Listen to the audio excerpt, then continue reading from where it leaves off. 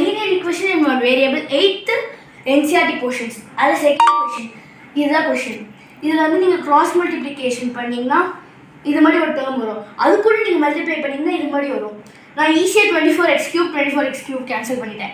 ஏன்னா அந்த பக்கம் ப்ளஸ் இருந்துச்சுன்னா இந்த பக்கம் வரும்போது மைனஸ் ஆயிடும். ஸோ இந்த டேர்ம் x² பண்ணும்போது நீங்க ஆட் பண்ணலாம். xx மைனஸ் பண்ணலாம். அப்படியே 12 as it is இங்க போட்டுருக்கேன். அப்புறமா 60x² + 10x² 70x². 25x minus 4x வந்து 21x minus 10. நான் ஏன் அடிச்சிருக்கேன்னு இப்போ சொல்கிறேன். 70x இங்கே 24 பண்ணாமலே 70 அடிச்சிருக்கேன்.